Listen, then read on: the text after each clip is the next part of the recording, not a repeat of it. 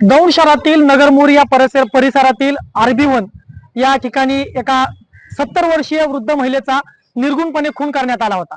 आणि निर्गुण खून करण्यात आल्यानंतर 12 तासातच दौंड पोलिसांनी आणि गुन्हे शाखेच्या पथकाने 12 तासातच 2 आरोपींना ताब्यात घेतलं। आणि या ताब्यात घेतल्यानंतर आरोपींनी कबूल देखील केलं की तो खून त्यांनीच केलाय। परंतु या प्रकरणामध्ये त्या महिलेचं धडापासून शिर वेगळं करण्यात आलं होतं आणि ते शिर तपासत असताना पोलिसांना खूप अडचणीत होत्या। परंतु आता त्या आरोपींनी कबूल केलं ते शिर कुठे टाकले, तर आता त्या महिलेचं धडापासून वेगळे केलेलं जे शिर आहे भीमा नदी पात्रामध्ये मिळून आलेलं आहे। आणि आता पोलिसांनी 12 तासात हे सर्व कामगिरी केल्यानंतर आता चांगल्या प्रकारे आता पोलिसांचा शोध, आता जी तपास आहे तो तपास आता चांगल्या पद्धतीने पोलीस प्रशासन करत आहे। नक्कीच पोलिसांनी तत्परता दाखवत महिलेचं शिर शोधण्यास आता पोलिसांना यश आलेलं आहे। आणि याबाबतची माहिती DYSP यांनी देखील दिलेली आहे, तर आपण ती जाणून घेऊया। आज आमचे तपासी अंमलदार यांनी आरोपीकडे चौकशी करत असता आपल्याला आरोपीनं ज्या पद्धतीनं गुन्हा करून ते शिर डिस्पोज केलं होतं त्या अनुषंगानं चौकशी केली असता त्या शिराच्या जागेवरती आपण नदीमध्ये प्रोफेशनल डायव्हरच्या मदतीनं त्या ठिकाणी शोध घेतला असता आपल्याला ते शिर मिळालेलं आहे। आणि त्यामुळं या ज्या घटनेच्या अनुषंगानं जो तपास आहे त्याच्या अनुषंगाने जो एव्हिडन्स आणि त्याची चेन आहे तर ती आता बऱ्यापैकी जुळलेली आहे।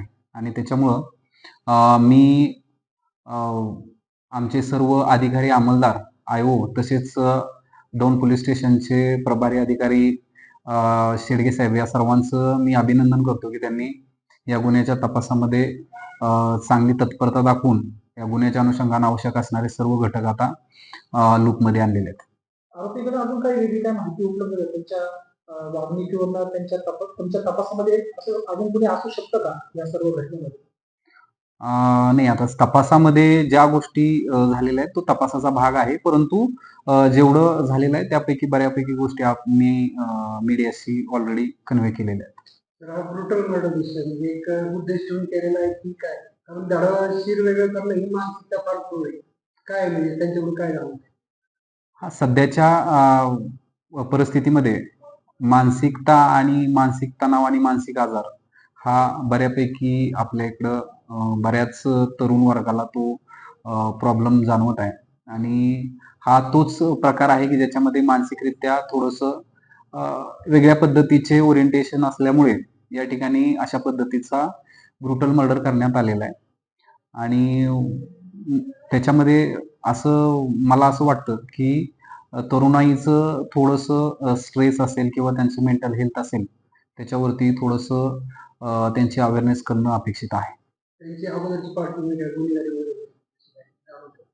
नाही, आरोपींची गुन्हेगारी पार्श्वभूमी नाही आहे, परंतु ही व्यसनाधीनता असेल किंवा बेरोजगारी असेल आणि त्याच्यातून येणारं नैराश्य असेल या सर्व गोष्टींचा विचार करता हा त्याचाच एक परिपाक असल्याचं आम्हाला जाणवत आहे।